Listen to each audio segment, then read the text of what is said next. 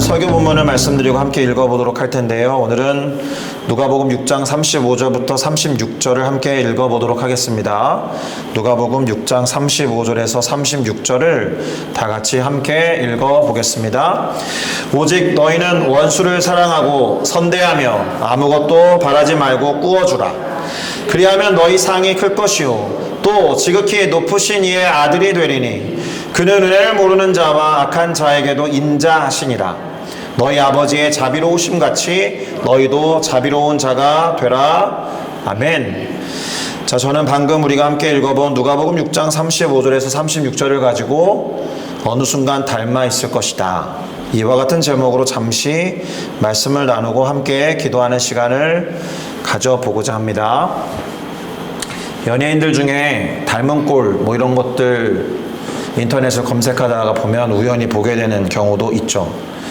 그리고 또 누가 누구를 닮았다 이런 이야기를 하는 경우도 제법 있습니다. 그리고 처음 만나는 사람을 저 같은 경우에는 누구를 기억할 때 누구 좀 닮았는데 라든가 이름을 가지고 비슷한 이름을 따가지고 기억하는 경우도 좀 있습니다. 자, 그런데 누가 누구를 닮았다라고 할 때 가장 많이 하는 경우는 아무래도 부모와 자녀 사이일 것입니다. 지나고 나니까 제가 저희 아버지를 닮아 있더라고요. 저도 깜짝 놀 때가 있습니다. 깜짝 놀랄 때가 있는데 전화로 영상통화를 할 때 한 저보다 나이가 지긋이 들어있는 저가 그 안에 있는 것을 볼 때가 있습니다. 닮은 꼴들이 부모 자식 간에도 꽤나 있을 것이고 또 살다 보면 저 사람 나랑 좀 닮았는데 하는 것을 발견할 때가 있겠지만 그래도 말씀드린 바와 같이 부모 자식 간의 닮은 꼴에 비할 관계는 어디에도 없을 것입니다. 또 부부도 생활하다 보면 점점 서로를 닮아간다는 말을 많이 하게 됩니다. 저희도 많이 다른 각 사람이었다가 지금은 제가 아내한테 그리고 아내가 저에게 조금씩 다가서면서 그 중간 어딘가에서 만나가지고 점점 닮아간다는 이야기를 종종 듣기도 합니다. 자, 그러면 오늘의 핵심 질문을 던져보면서 함께 생각해 볼 것이 있는데, 우리가 하나님의 자녀라 라고 하는데 그렇다면 우리도 점점 하나님을 닮아가고 있겠습니까? 굳이 노력하지 않아도 하나님의 자녀라는 이유 하나만으로도 우리가 아버지라고 부르는 하나님을 닮아가는 중에 있습니까? 확실한 대답을 할 수가 없죠. 하나님을 본 적도 없고 하나님이 어떤 분이신지 어떠한 우리의 단어로 표현할 수 없기 때문에 더 그럴 수도 있겠지만, 그럼에도 불구하고 우리가 기도하는 가운데나 또 마음 가운데 소망을 고백할 때 하나님을 닮아가면 참 좋겠습니다, 이런 고백을 하는 걸 보면 어렴풋하게 하나님을 닮아가야겠다라는 생각을 하고 있는 거죠. 그런데 오늘 방금 읽어보았던 설교 본문 중에는 이런 표현이 나와 있습니다.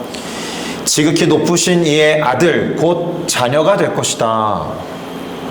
지극히 높으신 분을 닮아가는 자녀, 아들이 될 것이다. 그런데 재미있는 게 있습니다. 그 지극히 높으신 분을 어떻게 표현하고 있느냐? 은혜를 모르는 자에게도 또 악한 자에게도 인자하신 분이다 라고 기록하고 있습니다. 이 말은 우리가 만약에 하나님의 자녀이면서 지극히 높으신 하나님의 자녀라고 일컬음을 받는다라면 우리 또한 은혜를 모르는 자에게도 또 악한 자에게도 하나님처럼 인자한 자가 되어야 한다는 뜻이 되겠죠. 여기서부터 숨이 턱 막히죠.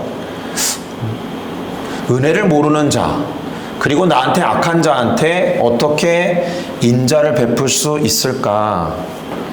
그런데 오늘 본문의 앞구절들 읽어보지는 않았지만 잘 읽어보시면 은혜를 모르는 자나 악한 자라고 여겨지는 자들에게 인자한 자가 되는 것이 결코 쉽지 않다는 것을 더 확신하게 됩니다. 본문에 언급된 은혜를 모르는 자 또는 악한 자는 이렇게 묘사되어 있어요. 내 원수, 나를 미워하는 자, 나를 저주하는 자, 나를 모욕하는 자, 나의 뺨을 치는 자, 나의 옷을 빼앗는 자, 나에게 요구만 하는 자, 내 것을 가져가는 자라고 기록하고 있기 때문에 도대체 이런 사람들에게 인자를 베풀 수 있을까? 인애와 자비를 베풀 수 있을까? 라는 질문을 던지게 됩니다. 그러면서 뭐라고 하셨느냐? 내 원수를 사랑하며 나를 미워하는 자를 똑같이 미워할 것이 아니라 선대해라. 나를 저주하는 자를 똑같이 저주하지 말고 그를 위해서 축복해라. 나를 모욕하는 자를 위해서 기도해라. 내 뺨을 치는 자에게 다른 쪽 뺨도 대줘라. 내 겉옷을 빼앗는 자에게 속옷까지도 거절하지 말라라고 하셨습니다. 나에게 뭔가를 구하는 자에게는 돌려받을 걸 생각하지 말고 그냥 줘라. 그리고 내 것을 가져가는 자에게 그것을 다시 달라고 하고도 말하지 말아라. 그렇게 하시고는 뭐라고 소결론으로 지으셨느냐? 남에게 대접을 받고자 하는 대로 너희도 남을 대접해라. 이렇게 말씀하셨습니다. 이 말을 다른 방식으로 풀어보면 이렇게 될 겁니다. 나도 누군가의 원수가 될 수 있다. 그러니 원수로 대하지 말아라. 누군가를 미워할 수도 있고 미움을 받을 수 있으니 미움을 받지 않으려면 그러니 미워하지 말아라. 나도 누군가를 저주할 수 있고 나 또한 누군가로부터 저주를 받을 수 있으니 그러니 저주하지 말아라. 누군가로부터 모욕을 당하기를 바라지 않는다라면 다른 누군가를 모욕하지 말아라. 왜요? 나도 누군가를 얼마든지 모욕할 수 있기 때문에. 내가 누군가를 때릴 수도 있는 것이고 누군가의 것을 빼앗을 수도 있으면서 계속 요구만 하고는 요구하는 것을 가져가는 자가 될 수 있기 때문에 그와 같은 것을 당하지 않으려면 남에게도 그렇게 행동하지 말아라. 은혜를 베풀고 자비를 베풀고 인애를 베푸는 것이 점점 어려워진다라는 생각을 하게 되는 구절입니다. 그리고 여기서 끝이 아니에요. 구체적으로 도전을 하십니다. 질문을 던지는데 특별히 우리가 하나님의 자녀인데 반대편에 놓여있는 죄인들과 비교하면서 이렇게 가르침을 주십니다. 너희가 만일 너희를 사랑하는 자만을 사랑한다면 그게 과연 칭찬받을 일이겠냐? 그건 죄인들도 그렇게 하는 일인데 그들과 뭐가 다르냐? 너희가 만일 너를 선대하는 자만을 선대한다면, 잘 대해준다면 그것이 과연 칭찬할 만한 일이겠느냐? 그건 죄인들도 남들도 다 하는 일이다. 너희가 받기를 바라고 사람들에게 꾸어주면, 다시 말해서 돌려받고 언젠가 이자까지 쳐서 보상을 받을 것을 생각하고 누군가에게 꾸어준다면 그것이 과연 칭찬받을 만한 일이냐? 죄인들도 그만큼 받고자 하면서 죄인에게 꾸어준다라고 하시면서, 여러분, 우리가 은행에 가가지고 대출을 받았다라고 은행을 막 칭찬합니까? 그렇지 않아요. 휴, 다행이다, 이 정도 생각하겠죠. 그런 이치로 말씀하신 겁니다. 요약하면 우리는 죄인이 아니라 하나님의 자녀이기 때문에 달라야 하고, 아니 다를 수밖에 없다라고 말씀하신 것과 같아요. 그러니 어떻게 해야 하는 거예요? 그 다음 구절이 오늘 설교 본문이었는데, 죄인과는 다르게 오직 원수를 사랑하고 선대하며 죄인과는 다르게 아무것도 바라지 말고 꾸어줘라. 그러면 칭찬받을 것인데 그 상이 클 거다. 그리고 가장 큰 상급이 뭐라는 거예요? 지극히 높으신 이의 아들, 곧 자녀가 된다는 것인데, 이것의 의미가 뭐겠어요? 하나님의 상속자가 되어서, 그렇다고 뭐 하나님이 돌아가신다는 게 아니라 하나님 나라를 유업으로 받게 될 거다라는 뜻이 되는 겁니다. 그런데 또 반복해서 말씀드립니다. 그 하나님이 어떤 분이다라는 거예요? 우리가 원수로 생각하는 사람들, 우리가 악하다고 생각하는 사람들을 포함해서 그 누구에게도 예외됨이 없이 인자하신 분이다. 그러니 하나님의 자녀인 우리가 어떠해야 한다는 말을 하고 있는 거예요? 아버지의 자비로우심과 같이 우리도 자비로워야 한다라는 거예요. 그것이 당연한 일일 테니까.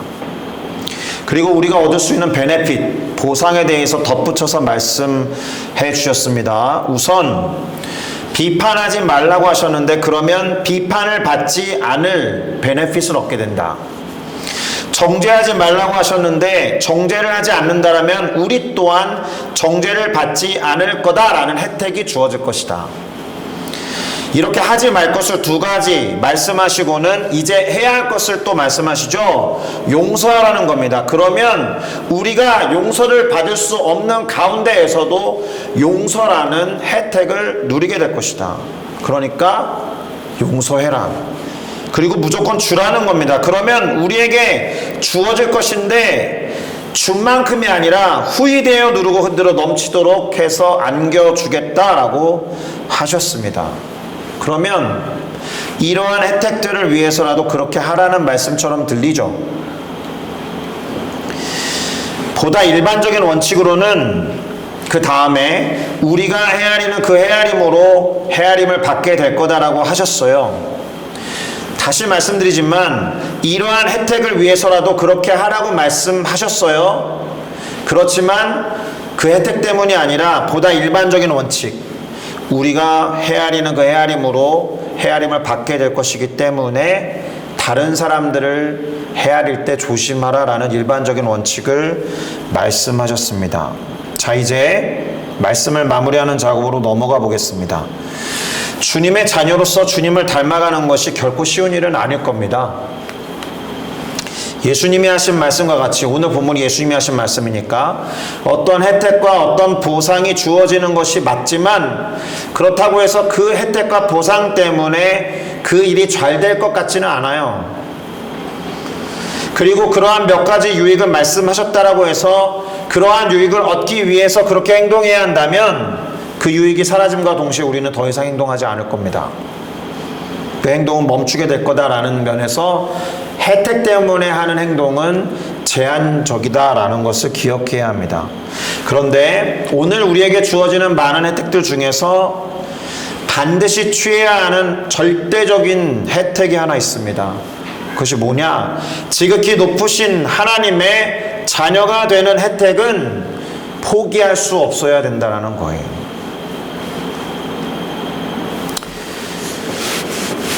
하나님의 자녀로 살아가는 것이 어떤 것과도 비교할 수 없는 가장 절대적이고 궁극적인 혜택이다라는 것을 기억하셔야 합니다. 할렐루야. 그런데 우리가 기억하고 떠올려야 하는 진리가 하나 있습니다. 그것이 무엇이냐 하면 원래 인간은 처음부터 하나님의 모양과 형상으로 만들어진 유일한 존재, 하나님의 자녀였다라는 거예요. 이 말은 노력하지 않아도 마치 자식이 부모님을 닮아가는 것처럼 하나님의 성품, 특별히 오늘 언급된 자비하심과 인자하심을 닮아갈 수밖에 없는 존재로 지어졌었다라는 거예요. 제가 과거형으로 말한 이유는 더 이상 그렇게 되지 않고 있기 때문에 그렇죠. 하나님의 모양과 형상으로 만들어진 하나님의 자녀로 지어졌다라면 그 일이 어려운 일이 아니었다라는 뜻인데, 왜냐하면 그분을 닮아서 자연스럽게 인자하고 자비한 존재가 되어갈 수 있었을 테니까 아쉽게도 죄 때문에 그러한 것들을 상실하고 말았다라는 겁니다. 그러니 하나님으로서는 우리를 다시 자녀 삼으셔서 당신을 닮아가는 존재가 되게 하셔야 했죠. 맞습니까? 자녀는 부모를 닮아갈 테니까. 그리고 그 모양과 형상, 성품에서 자연스럽게 하나님을 드러내게 될 테니까. 원래는.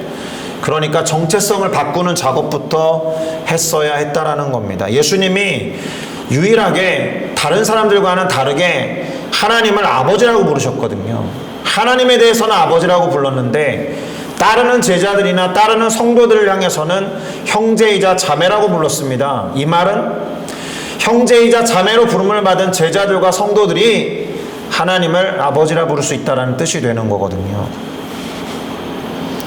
그 전까지는 행위를 어떻게 할 것인가? 그러니까 하나님의 백성으로서 하나님의 말씀과 명령, 율법이라고 하는 기준을 따르는 삶을 강조해 주셨는데, 다시 말하면 행위에 초점을 둔 율법을 말씀해 주셨는데, 이제는 아예 우리의 정체성을 변화시키셔서 정체성에서 시작된 행동에 초점을 두게 하셨다라는 겁니다. 제가 이 말을 여러 번 쓴 것 같아요. doing이 being을 전제하지 못한다. 어떤 사람의 행동이 그 사람의 정체성을 보증할 수 없다. 단기간에 그 사람처럼 행동한다고 해서 그 사람이 이 사람은 아니다라는 거죠. 그런데 반대로 내가 나답지 않게 행동을 해도 내 정체성은 바뀌지 않아요. 그래서 존재가 중요한 거예요. 율법을 지켜 행함으로써 하나님 나라의 백성으로 살기를 원하셨지만 마치 싱가포르에 살면서 싱가포르의 법을 준수해야 하듯이, 그렇다고 해서 우리가 싱가포르 시민은 아니잖아요. 그런 거예요. 그보다는 근본적인 접근을 해 보신 거죠. 예를 들면 우리가 싱가포르의 시티즌십을 갖게 되면 싱가포르 법을 어겨도 시민이에요. 맞죠? 내가 한국인으로 싱가포르 법을 엄청 잘 지켜도 나는 싱가포르인이 아니에요. 행동으로 우리의 정체성과 존재를 규정할 수 없다라는 겁니다. 그러니 하나님을 닮아가기 위해서, 하나님을 닮아가는 행위와 삶을 위해서 가장 필요한 것은 하나님의 자녀라는 정체성을 우리 가운데 심어주는 것이 근본적인 해결책이었다. 죄 때문에 무너졌으니까 죄의 문제를 해결하셨어야 됐다라는 겁니다. 다시 처음에 꺼냈던 이야기로 돌아가 보겠습니다. 자녀가 부모를 닮아가고 또 부부가 서로 닮아가는 원리와 이유가 무엇입니까? 오랜 시간 함께해서 그래요. 오랜 시간 뭐 한 것 같지 않은데 나도 모르게 보고 배우고 동행했기 때문에 자연스럽게 닮게 된 거예요. 무엇인가를 하려고 노력한 게 아니라 그냥 따라해 보다가 이 가족의 문화라는 것을 그냥 나도 모르게 체득해 보니까 자연스러운 생활과 삶이 되었다라는 거예요. 습관처럼. 그러니까 오늘의 결론이 무엇이 될 것 같아요? 우리가 하나님의 자녀로서 지극히 높으신 그분, 오늘 본문대로 한다면 은혜를 모르는 자나 나에게 악하다고 생각하는 사람마저도 인자하게 대할 수 있는 그분을 닮아갈 수 있는 가장 좋은 방법은 하나님과 오랜 시간 함께하는 것 이외에 다른 방법이 없어요. 이거는 목사님 말씀에 하나님이 기뻐하시는 거라고 하대요 해서 그 기뻐하시는 행동만 하루에 몇 번씩 반복한다고 해서 되는 게 아니고요. 그것과 상관없이 내가 믿고 섬기는 하나님과 얼마나 깊이 있는 만남과 교제 안에 있느냐, 얼마나 오랜 시간 그분과의 관계를 쌓아가느냐, 거기에 달려 있다라는 겁니다. 그러면 자연스럽게 우리의 성품과 행동과 삶의 모습은 하나님을 생각나게 할 겁니다. 그러니 구체적으로 어떻게 할까요?